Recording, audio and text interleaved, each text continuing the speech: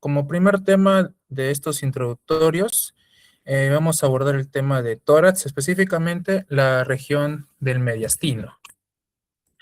Esto es el índice a tratar el día de hoy, la introducción, las porciones del mediastino, a excepción del mediastino medio, y por último las referencias bibliográficas. Bien, esto de acá lo pasamos un momento. Acá está, ya está. Bien, en cuanto al mediastino, la definición que vamos a encontrar, a manera de resumen, si nosotros encontramos el tórax en un corte transversal, vamos a encontrar tres porciones o tres regiones. A ambos lados, cubierto por una capa cerosa que se le denomina la pleura. Entre ambas pleuras vamos a encontrar la cavidad pleural, tanto derecha e izquierda, y dentro de esta cavidad pleural, la cavidad pulmonar albergando los pulmones. En su interior de ambas cavidades pleurales vamos a encontrar lo que se denomina el mediastino. O sea, entre ambos pulmones se podría decir. A su vez, el mediastino se va a dividir en dos porciones, en un mediastino superior y en un mediastino inferior. ¿Quién me va a delimitar como tal todo el mediastino? Yo trazo una línea imaginaria o un plano transversal. Desde más o menos anterior encontramos el esternón. Recordando un poco las partes del esternón, encontramos el manubrio y el cuerpo. Entre el manubrio y el cuerpo se genera una especie de angulación de concavidad de postero anterior, que se le conoce a este como el ángulo de Luis, el ángulo que forma el manubrio con el cuerpo del esternón. De este ángulo de Luis trazamos una línea imaginaria divisoria hasta llegar, hasta tener contacto con las vértebras torácicas. Y aquí va a depender mucho de la literatura. Se menciona entre T4 y T5 el borde inferior de la vértebra T4 o el borde superior de la vértebra T5. A su vez, todo el mediastino inferior va a ser dividido en tres porciones. Y lo que va a determinar la división como tal es todo el pericardio que va a albergar al corazón. El pericardio también es una estructura de serosa. Entonces, entre serosa de las pulmonares se encuentra el mediastino y el mediastino inferior, entre la misma serosa que es el pericardio, dividimos a este mediastino en mediastino anterior, mediastino medio y mediastino posterior. Siendo el mediastino medio el principal contenido, el corazón y los grandes vasos, que este tema no se va a tocar, pero sí se va a tocar lo que es el mediastino superior, anterior y posterior.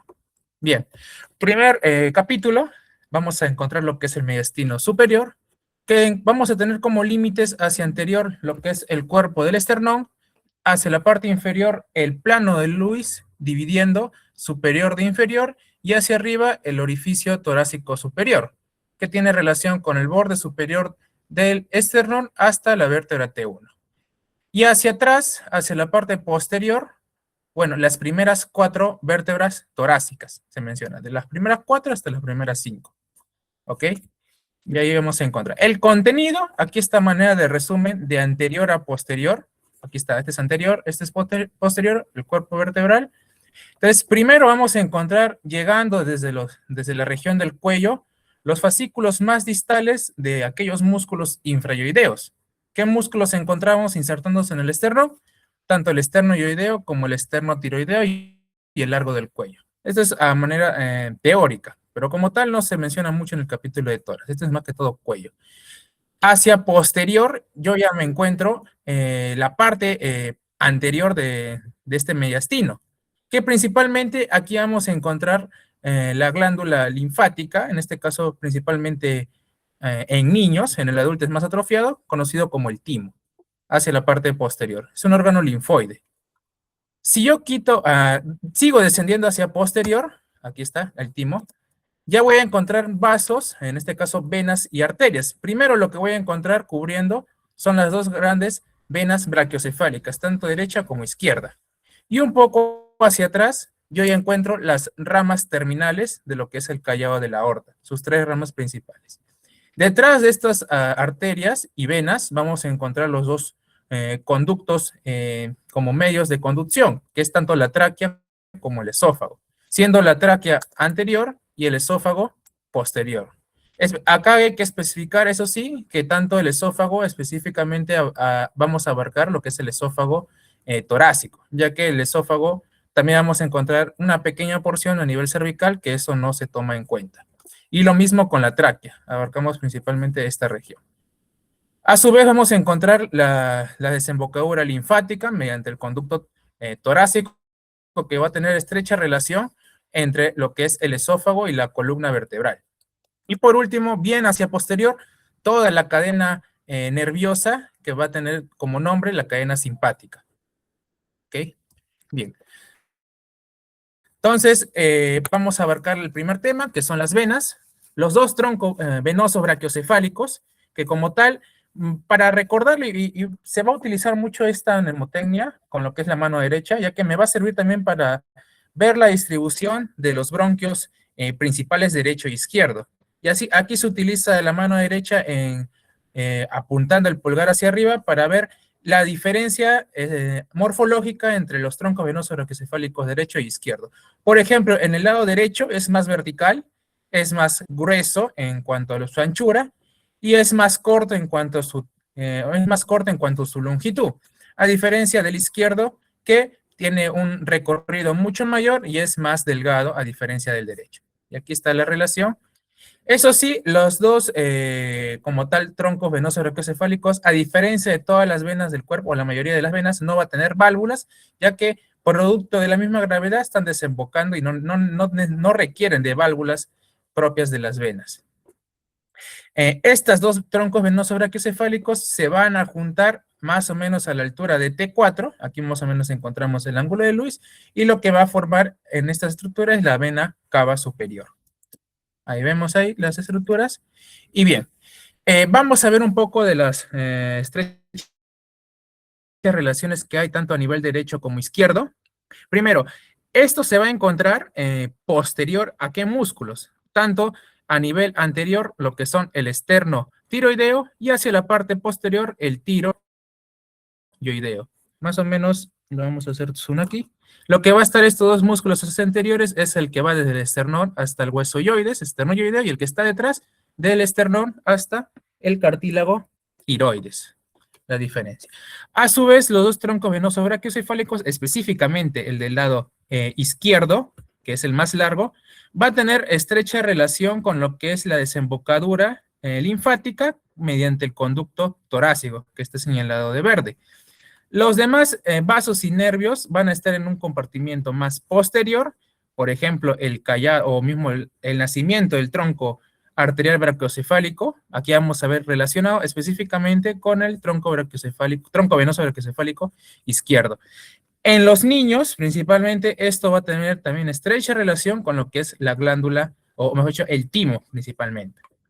En la imagen de la derecha vamos a ver las relaciones que va a haber tanto a nivel izquierdo como a nivel derecho.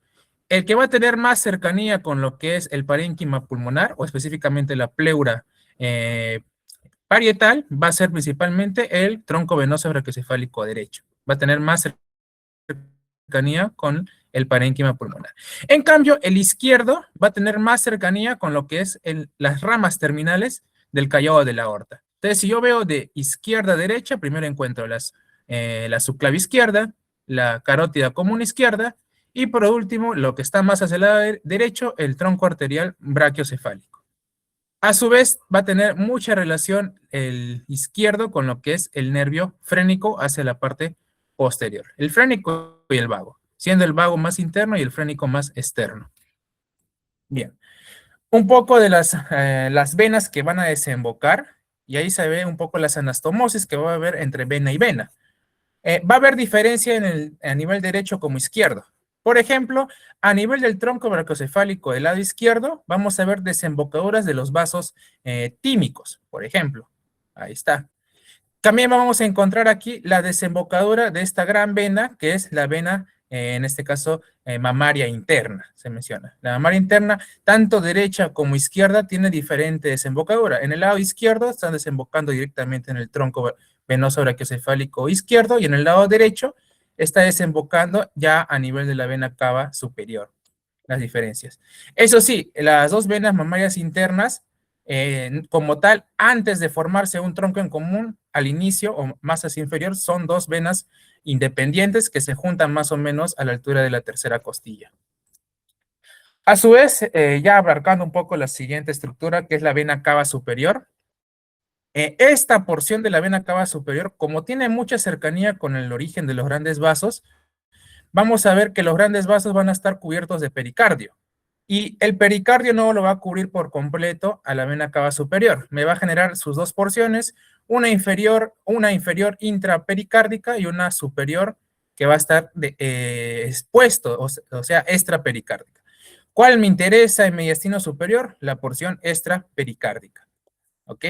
Y a su vez, igualito que de las dos venas, troncos venosos brachiocefálicos, esta tampoco va a presentar válvulas, sino que la misma vena cava inferior va a tener expansiones fibrosas reforzadas de los dos troncos venosos que permite como una especie de válvula artificial poder evitar tener esta válvula como tal. Ya está. Un poco las relaciones que se encuentran a nivel extrapericardio de la vena cava inferior. Si yo remuevo o repliego la vena cava inferior, inmediatamente posterior a este, yo voy a encontrar lo que es a la tráquea y obviamente los ganglios linfáticos traqueales anteriores en relación íntegra. A su vez, vamos a ver que normalmente la vena cava superior no tiene como tal afluentes, no es común tener afluentes, es libre, pero a veces se menciona de todos los afluentes que sí va a tener, el más común hacia su cara posterior, aquí no lo podemos ver, es la desembocadura del callado de la ácidos, hacia el lado derecho. Más o menos también a la altura de T4, se está ubicando. Bien. Eso sí, en el adulto o ya en el adulto como tal, solo vamos a ver la presencia de una vena cava superior, ya que a nivel embriológico o fetal se origina como tal por dos venas cavas superiores, una vena cava superior izquierda y una vena cava superior derecha, siendo la vena cava superior izquierda la que suele ocluirse, atrofiarse y desaparecer posteriormente.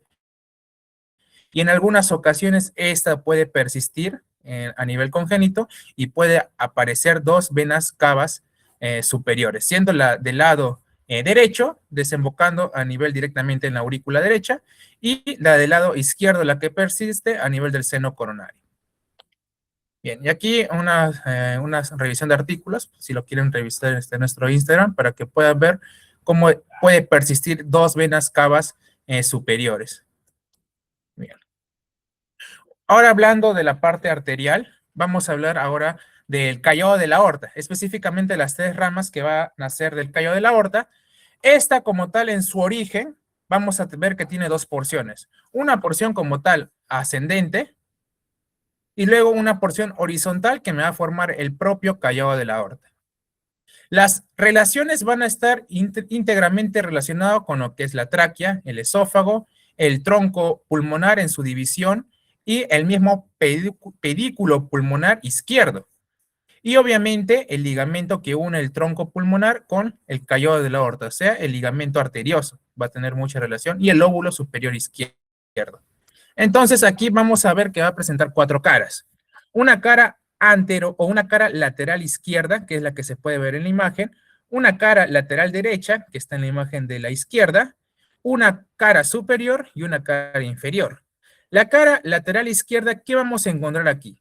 Vamos a ver un enmarañado de fibras nerviosas que como tal es la fusión, es un plexo que se está viendo formado, por tanto, el nervio vago, derecho e izquierdo, y también la cadena simpática torácica. Y en esta zona, a nivel del callado, en su cara lateral izquierda, vamos a ver una pequeña formación de ganglio, que se le conoce como el ganglio de Weisberg.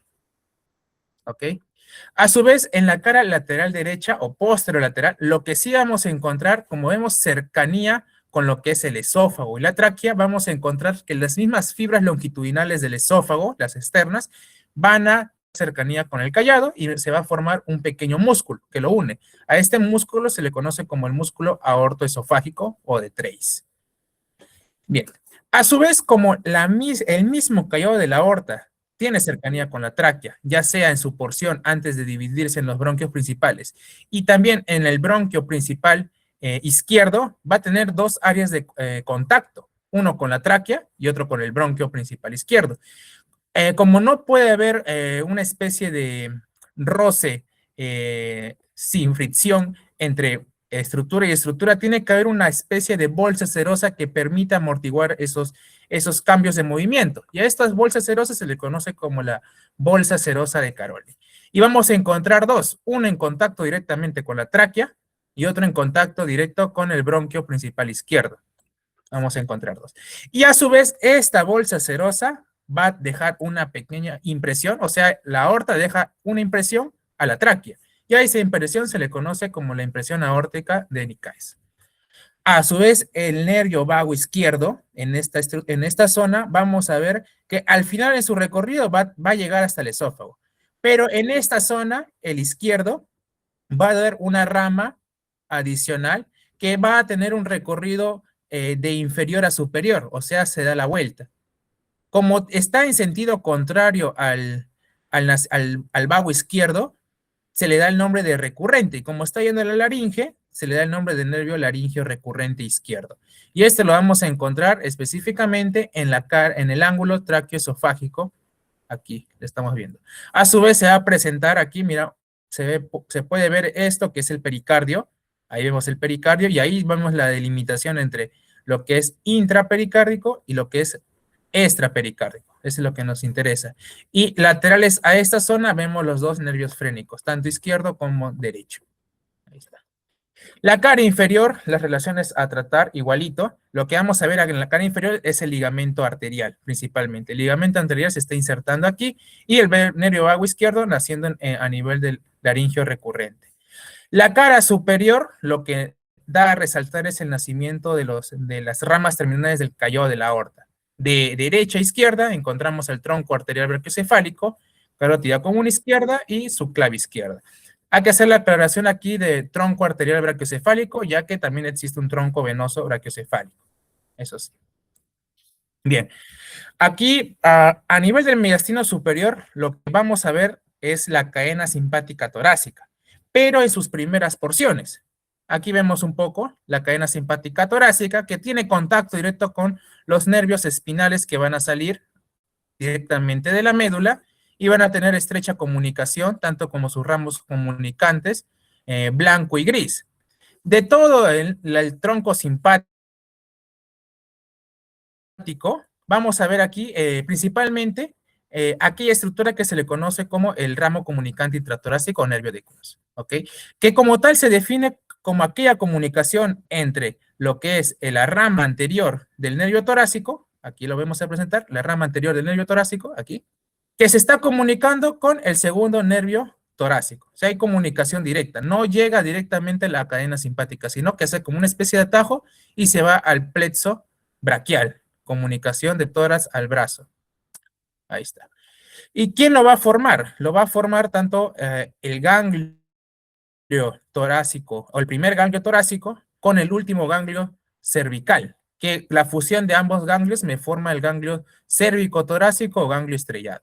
La formación del todo del tronco simpático la vamos a abarcar mejor cuando hablemos de mediastino posterior. Aquí nomás lo que no me importa al menos saber es que existe esta variación anatómica en el mediastino superior.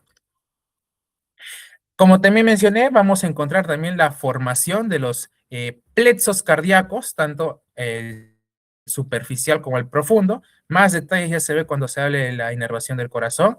Aquí, a grosso modo, tenemos que saber que quiénes lo van a formar. Lo van a formar tanto los dos nervios vagos, derecho e izquierdo, como los nervios o los ramos salidos del tronco simpático torácico. ¿Dónde vamos a encontrar el superficial? En cercanía con el callado, el ligamento arterioso y el tronco pulmonar. ¿Dónde encontramos el profundo? En cercanía con la carina en su división bronquial. Ahí encontramos. Bien, vamos también a mencionar un poco los nervios frénicos y laringios recurrentes. A manera de resumen aquí, vamos a ver el nervio vago izquierdo, desciende, llega al callado de la aorta, da una vuelta y me va a formar el nervio laringio recurrente izquierdo. A diferencia del derecho, que su origen es más superior a nivel de ¿qué? De la arteria subclavia. Su origen es más superior. Acá está cortado la arteria subclavia. Ya está. Bien. Algo más olvidado. Sí, ya está. Un poco de la parte linfática de esta zona de mediastino superior, específicamente ya abarcamos la zona distal del conducto torácico. ¿Qué es el conducto torácico? Es aquella estructura que recoge toda la linfa de la zona abdominal y desemboca al final en cercanía con el cuello.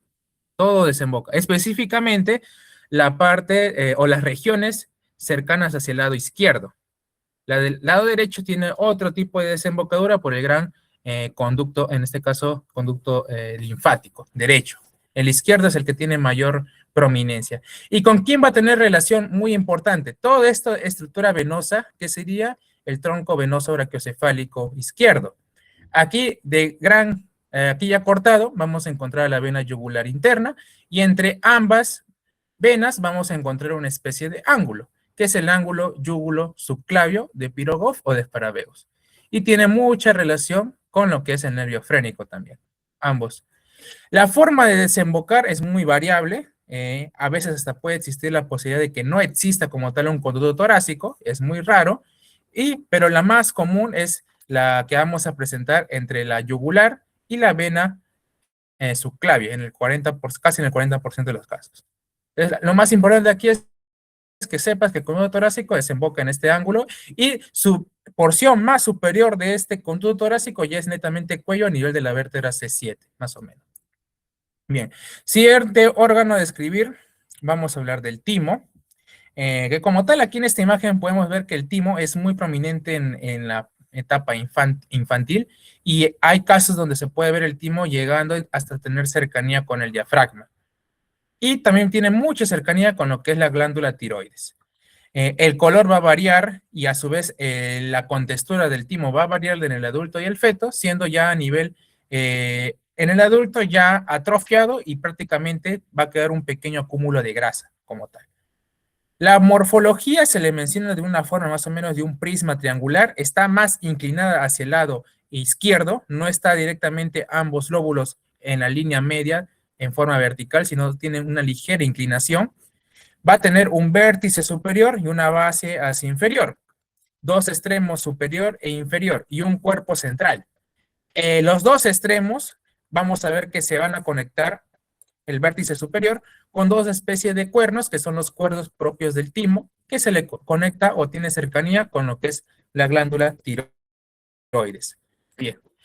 Aquí vamos a ver cómo es la verdad un timo. Así más o menos serían los dos lóbulos que vamos a encontrar, los dos especies de lóbulos, inclinado más o menos hacia el lado izquierdo, trazando una línea divisoria por la misma fascia tímica que se va a cubrir. Ahí vemos. Y vamos a ver que el timo como tal no está en relación con la línea media, está inclinado. Va a tener un vértice y una base, y ahí vemos la fascia que lo va a cubrir o lo va a dividir también a ambos lóbulos. Bien. Algunos mencionan en forma de H el timo conectados en la línea media por la fascia o algunos en forma de V. Es muy variable. Como el timo tiende a atrofiarse y como vemos aquí en cercanía que está con el nacimiento de los troncos venosos brachiocefálicos derecho e izquierdo, hay casos donde estos dos troncos venosos perforan el timo o las venas se encuentran anterior al timo. Y esto es muy peligroso ya que el timo está detrás y está expuesto a los dos troncos venosos y esto puede ocasionar también lesiones. Y esto suele involucionar prácticamente alrededor de los 25 años y solo quedando restos de pequeña grasa. Ya no cumple la función como tal de producir linfocitos. Y aquí vemos la relación que vamos a ver entre lo que es esto de aquí, que está brillando, que es pericardio, y va a cubrir también el pericardio parcialmente al timo. Y hacia arriba, ¿con qué se está conectando? Con más o menos con lo que es la glándula tiroides. Aquí vemos al diafragma, que también vamos, esta serosa del diafragma ya no es pericardio, sino ya netamente le denominamos como pleura. Pero es la misma serosa, solo que cambió de nombre. Y entre ambos se encuentra una especie de ligamento que también me va a cubrir al timo. Entonces, hasta ahí, algo importante que al menos quiero que te lleves aquí es todos los medios de fijación que se encuentran al nivel del timo, que en conjunto me van a formar una especie de cápsula, que es la cápsula tímica. Toda esta cápsula tímica son dependencias tanto de la parte del pericardio, o sea, las serosas, como las propias fascias del cuello hacia superior.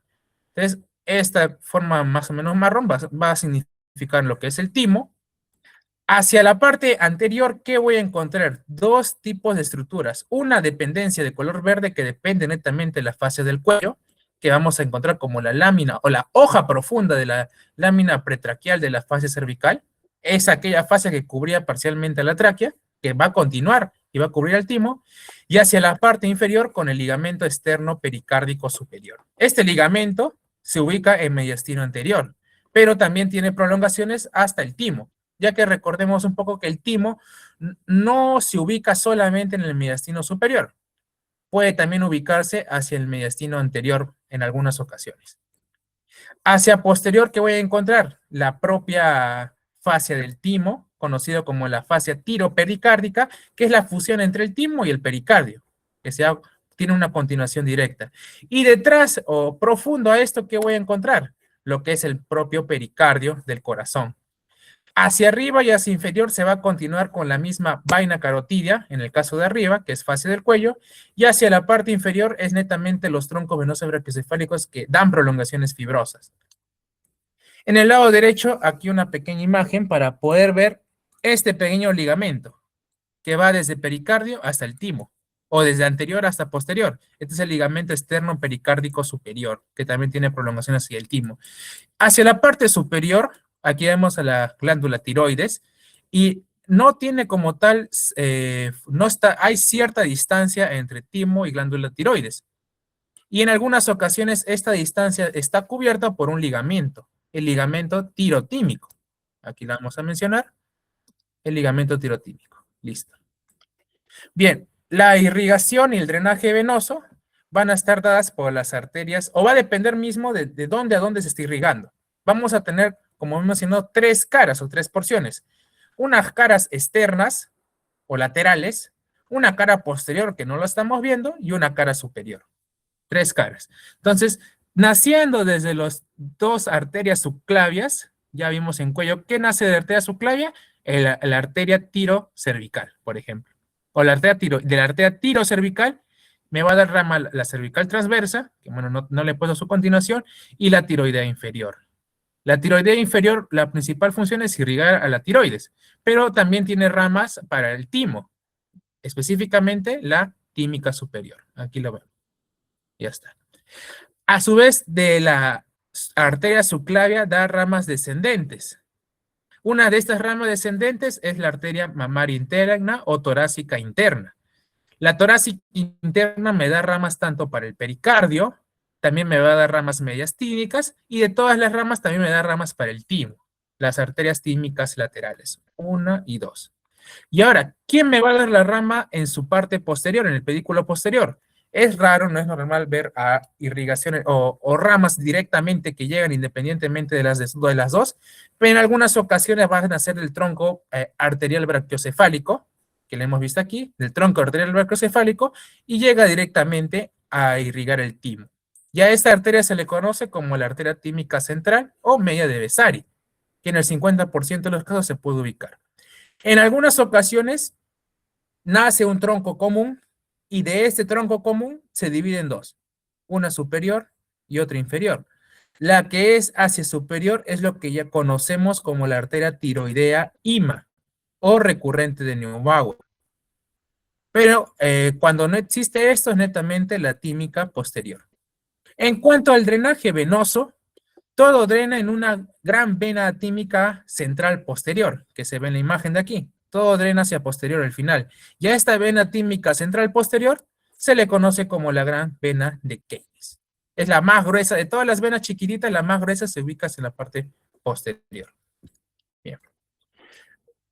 Terminando ya lo que es tráquea y esófago, vamos a ver que la tráquea como tal tiene porción tanto a nivel cervical como a nivel torácico. Lo que me importa aquí es saber a nivel torácico y las relaciones que encontramos en su división y con el callado propio de la aorta y el esófago hacia posterior. Entre esófago y tráquea se encuentran prolongaciones musculares del esófago que me forma el músculo tráqueo-esofágico. A su vez, el callado de la aorta con el esófago genera el músculo aortoesofágico ya mencionado. Ya hemos visto un poco de la bolsa serosa que se genera a nivel de la tráquea y la misma impresión aórtica que va a generar también a nivel de la tráquea. La tráquea como tal llega hasta nivel más o menos de T4. En esta zona se va a dividir en dos porciones, más o menos en un ángulo de inclinación de 70 grados, en un bronquio principal izquierdo y derecho. Va a tener tanto impresiones con el esófago o relaciones con el esófago, con el callado de la aorta y con el mismo, la glándula tiroidea, que también genera una impresión. Con la imagen no se está viendo, la impresión tiroidea. Y también va a tener contenido ganglionar linfático. Estos ganglios paratraqueales tienen el mismo recorrido de los nervios laringeos recurrentes derecho e izquierdo. Van a tener el mismo recorrido ascendente. Y vamos también a encontrar ganglios a nivel subcarinal, hacia la parte inferior. Bien. Hasta ahí ya es mediastino superior. Vamos a hablar ahora mediastino anterior, los límites ya mencionados. Es más corto el tema de aquí y los más importantes, el timo ya se mencionó, así que ya no se va a hacer la aclaración, sino vamos a encontrar dos tipos de ligamentos unidos al pericardio del corazón y también ramos pequeños salidos de la mamaria interna. Eso sí. La importancia de esta estructura, como tiene conexión directa con parte del mediastino superior y con las fases propias del cuello, las infecciones pueden propagarse vía linfática. Bien. Aquí los ligamentos que te mencioné, los demás ligamentos ya se abarcan más en corazón. Lo que corresponde al mediastino anterior son estos dos. Dos ligamentos que van a ir desde el esternón tanto superior como inferior, siendo el superior lo que se suele ver a mayor detalle cuando se extrae o se abre la caja torácica, pudiendo verse aquí. Ya está. Las ramas mediastínicas arteriales de la torácica interna.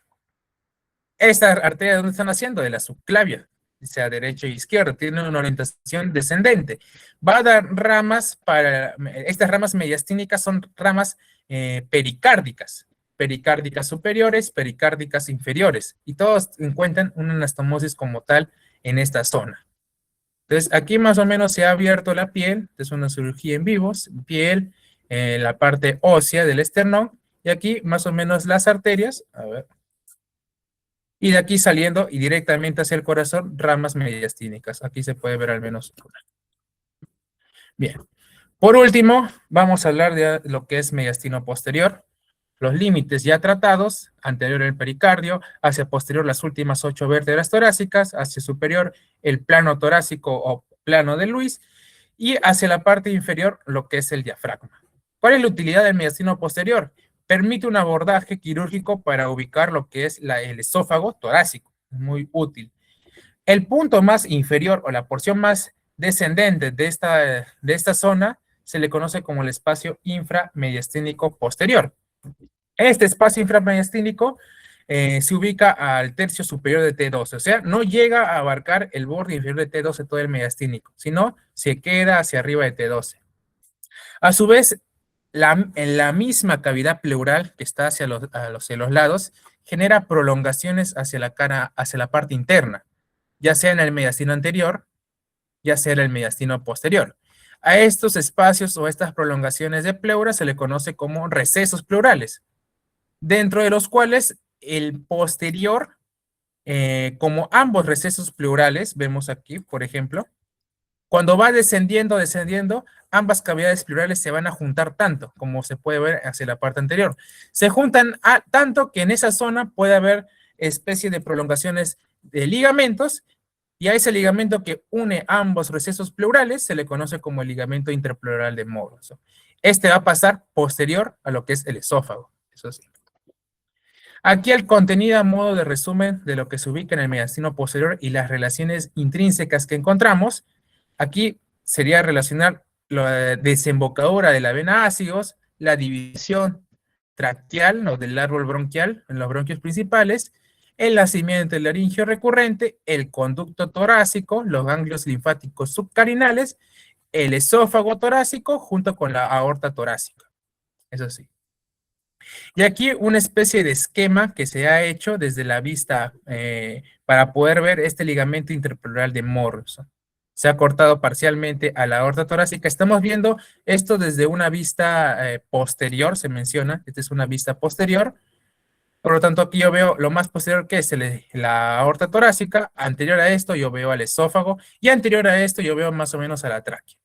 Entonces, ahí vemos las relaciones. Esto de aquí, especie de punteado, este es el conducto torácico y también está detrás del ligamento interpleural de Morrison. Y aquí se une pleura con pleura mediante un ligamento. Naciendo de la aorta torácica, vemos especie de arterias que van a estar entre ambos espacios costales, entre costilla y costilla, que son las arterias intercostales. Bien, primera estructura a abarcar ya sería la tráquea y los bronquios, pero en su parte ya distal. En la primera diapositiva hemos visto cómo poder diferenciar en los troncos venosos brachiocefálicos derecho e izquierdo. Y la mnemotecnia a usar era la manito, pero visto de hacia arriba, para ver la diferencia. Y ahora aquí yo voy a utilizar la misma manito, pero viendo hacia abajo, para ver la diferencia entre el bronquio principal derecho e izquierdo. El derecho es más grueso, es más corto, y el izquierdo es más largo y es más delgado, la diferencia. Igual la angulación es de 70 grados, siendo 30 a un lado y 40 grados hacia el otro. Las arterias, vamos a ver diferentes arterias, tanto a nivel del bronquio principal derecho, y como también a nivel de bronquio principal izquierdo. Es muy variable la irrigación bronquial, eso sí, pero la mayoría de los casos vamos a encontrar 2 para el lado izquierdo y 1 para el lado derecho. Puede haber en este caso 1 y 1, 3, 1 o 4, 1, pero lo más común es esto. Siendo la bronquial derecha, la que vamos a ubicar aquí, la bronquial derecha, no nace directamente de la arteria intercostal, o mejor dicho, no nace directamente de la aorta torácica, a diferencia del lado izquierdo que sí nace directamente. Entonces, ¿cómo nace la bronquial derecha? Nace de un tronco en común, que es la intercostal, en este caso, o la primera intercostal, o intercostal superior izquierda. En cuanto a la desembocadura venosa, el drenaje venoso, va a estar dado por los dos, tanto sistema o el sistema venoso ácigos, tanto ácigos mayor para el lado derecho o ácigos de secas, y el hemiácigos accesoria hacia el lado izquierdo. Aquí está. La arteria como tal en esta zona, si ubicamos T4, en la vista interna de la tráquea vamos a encontrar lo que es el espolón traqueal, o también coloquialmente conocido como la carina. Y esta es la línea divisoria entre lo que es tráquea y los bronquios principales. Bien.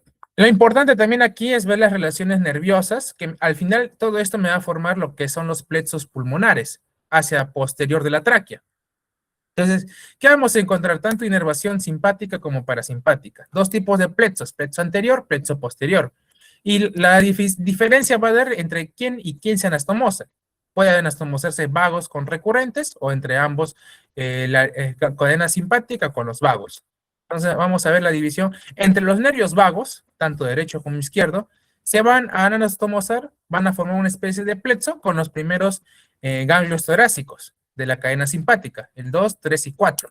Y en conjunto me va a formar el plexo pulmonar, en este caso posterior, ya que lo estamos viendo desde una vista posterior aquí, recordando.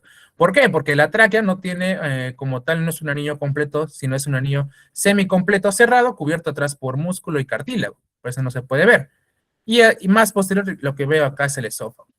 Aquí, ¿qué estamos viendo? Lo que es el callado de la vena ácigos, también podemos ver aquí. ¿Quién me va a formar el plexo pulmonar anterior?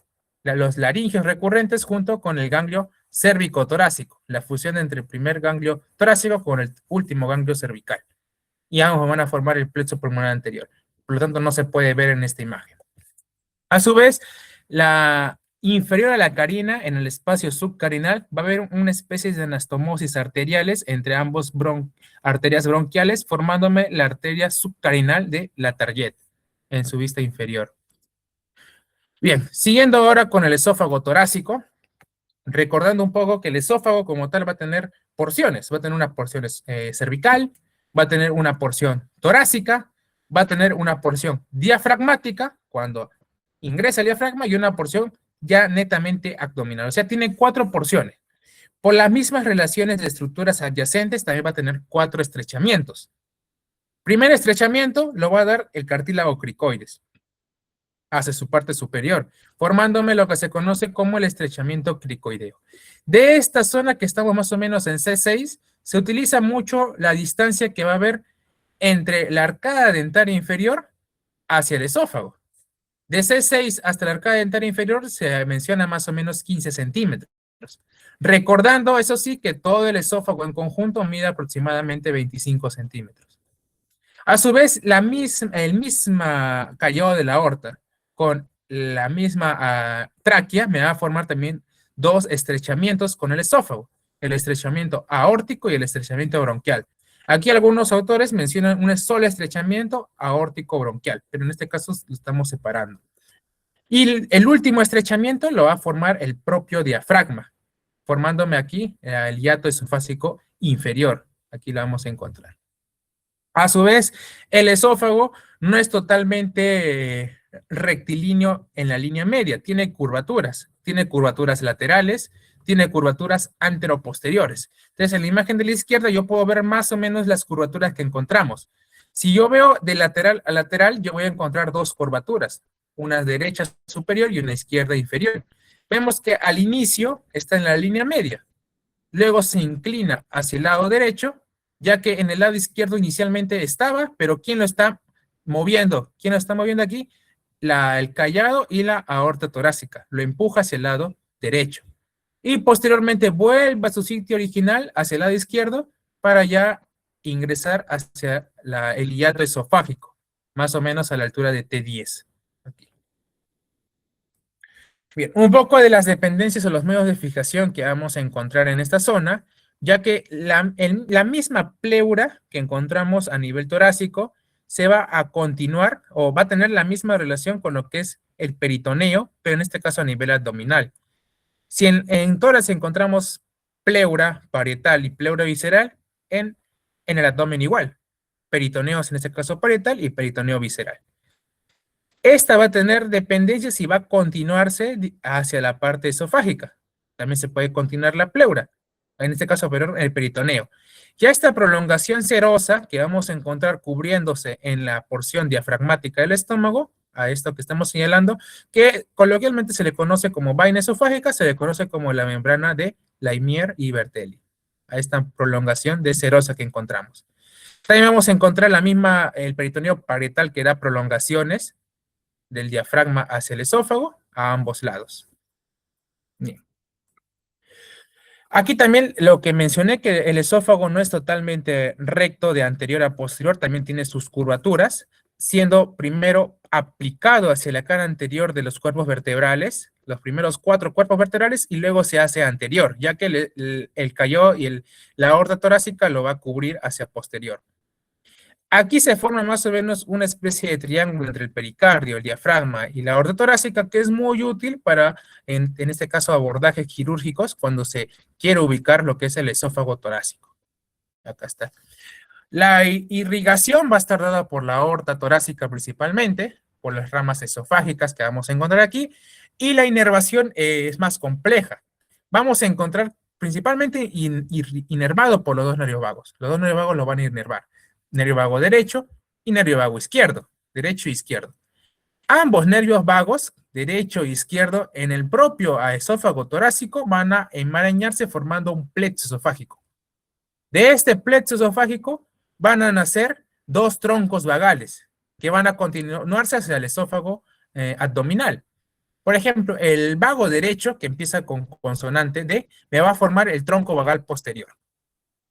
El vago izquierdo, que empieza con vocal, me va a formar al final el tronco vagal anterior.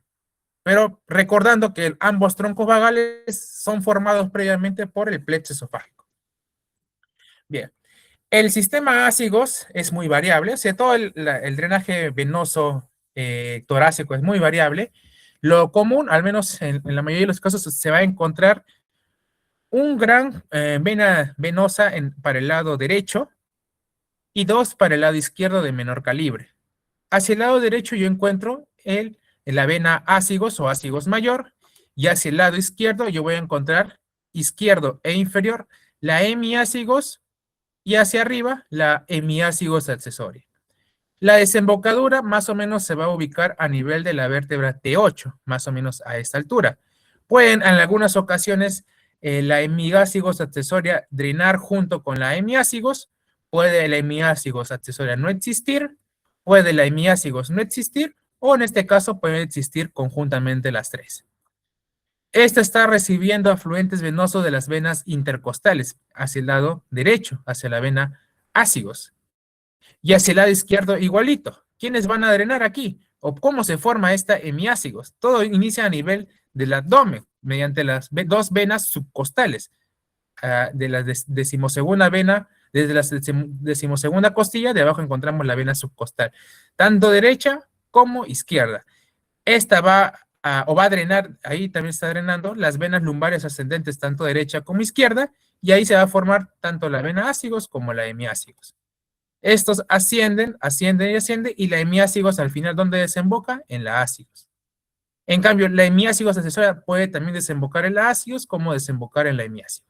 Y al final, la ácigos que se encuentra en el lado derecho va a ascender más o menos a la altura de T4, va a formar una especie de callado y se va o va a drenar, va a desembocar en la vena cava superior al final.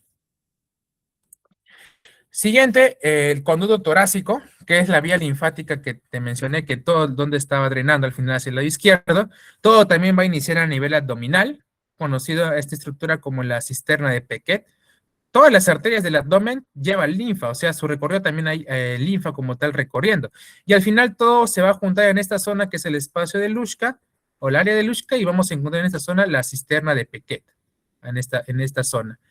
De la cisterna de Pequet va a salir o va a nacer lo que es el conducto torácico y va a perforar el diafragma en su porción posterior, va a ascender anterior a los cuerpos vertebrales de T12 a T5 y más o menos a esta altura entre T5 y T4 de lo que estaba hacia el lado derecho va a pasar hacia el lado izquierdo. Aquí está. Entonces, por eso es importante también las relaciones que se encuentran a nivel de T4. En T4 prácticamente pasan la mayoría de cantidad de estructuras. Vamos a ver el inicio y el final del callado de la aorta, la formación de la vena cava superior, la división de las arterias pulmonares en derecha e izquierda, el final de la tráquea, el cambio de dirección del conducto torácico, el nacimiento del nervio laringio recurrente izquierdo, el final del propio pericardio en los grandes vasos también es importante. Entonces, hay bastantes estructuras pasando a nivel de T4. Y al final, este conducto torácico, ¿dónde está desembocando? En el ángulo yúgulo subclavio izquierdo. Por último, la irrigación, producto de la aorta torácica. Lo que vamos a encontrar aquí son tanto arterias parietales, que van a formar como tal las arterias intercostales, y también arterias viscerales, que van a irrigar tanto a los bronquios, principales derecho e izquierdo, ramas para el propio esófago, vamos a encontrar aquí, y ramas diafragmáticas, en este caso las diafragmáticas vamos también a encontrar en esta zona, o frénicas superiores, se le conoce también, diafragmáticas superiores. Lo que también se ubica aquí, este es un artículo, vamos a ver dos tipos de ganglios linfáticos, tanto a nivel del ácigos o del callado de la ácigos, como también a nivel del callado de la aorta, siendo el del callado de la aorta el ganglio linfático de Engels y el de la ácigos el ganglio linfático de Bartlett. Eso sí. Por último, y esto sería el último punto a tratar, el tronco simpático, y ahora más a profundidad a nivel del mediastino posterior. Primero, ¿cómo inicia toda esta cadena simpática? Que va a estar en un plano posterior de la columna vertebral. Si yo recuerdo más o menos la médula espinal, yo voy a encontrar en la parte central la sustancia gris y en la periférica la sustancia blanca. De ambos astas de la sustancia gris van a salir las raíces nerviosas, tanto la raíz posterior o dorsal como la raíz anterior o ventral. Siendo la raíz posterior la que se dilata y va a formar el ganglio de la raíz dorsal. Ambas salen por los agujeros de conjunción y en la cercanía me van a formar lo que es el nervio espinal. Ahí está. Posteriormente, el nervio espinal se divide en ramo anterior y posterior. Pero antes de esto, en dividirse sus ramos, vamos a ver qué va a ser sinapsis con la cadena simpática que vamos a encontrar. Esta cadena simpática se va a ubicar tanto a nivel del cuello, tanto a nivel del tórax, al lumbar y como también a nivel sacra. A nivel cervical lo conocemos como los ganglios cervicales, superior, medio, inferior. Y a nivel torácico es un poco más complejo. ¿Por qué? Si recuerdo un poco, lo que va a salir o lo que está llevando la información es a nivel de la raíz dorsal. De la médula, ¿qué sale? De la raíz anterior sale la información. sale la información, va a llegar hasta el nervio espinal y va a hacer sinapsis con lo que es los ganglios torácicos. A esta sinapsis que va a hacer cuando ingresa el ganglio torácico se le conoce como el ramo comunicante blanco, ya que tiene gran cantidad de mielina y bueno, se le da el nombre de ganglio comunicante blanco. En cambio, cuando del ganglio sale, ya estás llevando información, sale, ahora se le da el nombre de ramo comunicante gris. Cuando entra es blanco, cuando sale es gris. Esto puede pasar como en una ocasión. Ahora, si no hace sinapsis a nivel del ganglio, puede ascender como puede descender. Si desciende, va a descender, también puede hacer sinapsis en la cadena simpática o en el ganglio torácico inferior adyacente y de este sale y también puede formar un ganglio comunicante gris. En cambio, a diferencia del tórax, en el cuello no ingresan a hacer sinapsis como tal. No hay todo este recorrido, sino ¿quién me va a formar todos los ganglios hacia el superior? El mismo cadena simpática torácica que está ascendiendo, asciende, va a ascender. O sea, lo que está hacia arriba no va a bajar, sino lo que queda arriba es producto de lo que está del tórax, lo que está ascendiendo. Es la diferencia. Y aquí lo que va a salir, eso sí, los ramos comunicantes gris, al final pueden juntarse varios ramos formándome en esta zona a nivel del tórax lo que se conoce como los nervios esplácnicos. Ahí vemos cómo salen los nervios esplánicos y vamos a encontrar tres tipos de nervios esplánicos. Esplácnico mayor, esplácnico menor, esplácnico imo, que el último es el más inconstante. Se está formando por la fusión de los ramos, tanto a nivel ganglionar. Por ejemplo, el ganglio esplénico mayor lo va a formar desde T5 hasta T9. Ahí vemos más o menos cómo se forma. Siendo en su porción, ya cuando se forma como tal el esplénico mayor, vamos a encontrar una dilatación ganglionar que se le conoce como el ganglio de Loist. A diferencia del esplénico menor, que solamente va a ser formado por la décima cadena ganglionar como la decimoprimer ganglio torácico. Ya está. Eso sí, podemos encontrar entre 11 y 12 ganglios. ¿Por qué esa diferencia? Ya que el primer ganglio torácico va a ser, en la mayoría de los casos, va a fusionarse con el primer ganglio cervical. Como hay fusión entre cervical y torácico, queda uno solo, o sea, hay uno menos. Este ganglio fusionado a nivel cervical se le da el nombre de ganglio cérvico-torácico, ganglio estrellado. De este ganglio, al menos ramas importantes, podemos encontrar aquí el nacimiento del nervio vertebral, por ejemplo. Y aquí una imagen de disección real para poder ver estos nervios esplácnicos, tanto el esplácnico mayor, el esplácnico medio, y prácticamente el mayor y el medio. El limo, como es inconstante, no se está viendo. El menor también pueden hacer como el del ganglio, el decimosegundo, eso sí. Igualito la fusión, las referencias, y bueno, eso sería todo por los introductorios de vídeo. Si tienen alguna duda, lo pueden hacer. Lo que es mediastino medio no se ha abarcado porque es otro tema más complejo, lo que es corazón y grandes vasos. Eso sí no se abarcó. Si tuvieran alguna duda, lo pueden hacer. Si no, hasta ahí ha sido la clase por hoy día.